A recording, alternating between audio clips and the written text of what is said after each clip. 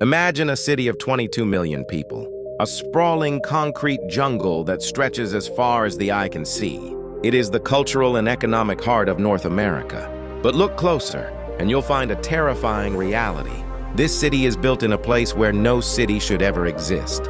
It is perched 7,300 feet above sea level, surrounded by active volcanoes, and sitting on a foundation of soft prehistoric mud. It is a city that is literally drowning in its own thirst while simultaneously sinking into the earth at a rate of 20 inches per year.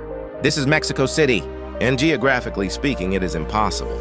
To understand why this city is a geographical anomaly, we have to go back 700 years.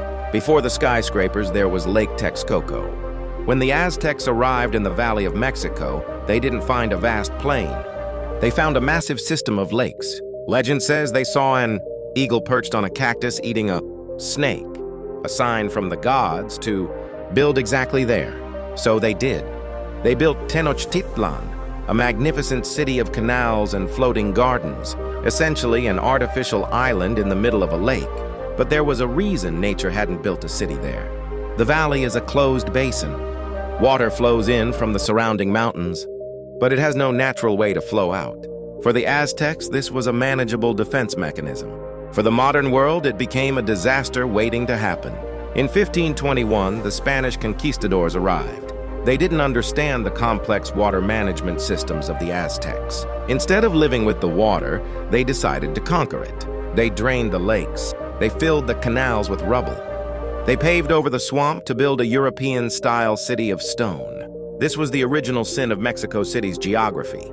By removing the water, they left behind a deep layer of soft, highly compressible clay. Think of the city today like a heavy brick sitting on a wet sponge. As the sponge dries out or gets squeezed, the brick sinks. But in Mexico City's case, the sponge is 300 feet thick in some places. This brings us to the most shocking geographical fact. Mexico City is sinking fast. In some parts of the city, the ground has dropped more than 30 feet in the last century. You can see it everywhere. Colonial churches are tilting, like the Leaning Tower of Pisa. Subway lines are warping, sidewalks are cracking open. But why is it sinking so rapidly now? The answer lies beneath the surface. Because the city has no natural rivers for water, it has to pump 70% of its water from the underground aquifers. As we suck the water out of the ground to provide for 22 million people, the clay soil collapses in on itself. The more we drink, the faster we sink.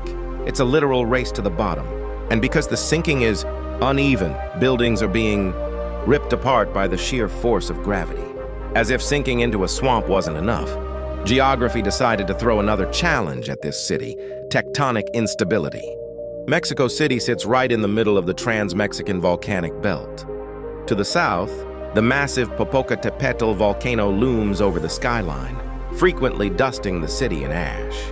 But the real danger is the earthquakes. When a tremor hits, the lakebed soil acts like a bowl of jelly. It amplifies the seismic waves. An earthquake that might cause minor shaking in a rocky area becomes a catastrophe in Mexico City, because the ground literally turns to liquid, a process called liquefaction. We saw the devastating results of this in 1985 and in 2017. The final reason why this city is geographically impossible is the Great Water Paradox. Mexico City is one of the wettest cities in the region during the rainy season.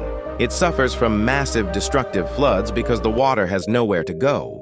Yet, millions of residents don't have running water in their homes because the city has sunk below the level of its original drainage canals. The pumps have to work 24/7 to push wastewater up and out of the valley. If the pumps fail for even a few hours, the city would drown in its own waste. It is a multi-billion-dollar engineering struggle against gravity and geography that never ends. So why does Mexico City still exist? Because of the sheer will of the people. It is a city of resilience. It is a masterpiece of human stubbornness over nature. It shouldn't be here. It's too high, the ground is too soft.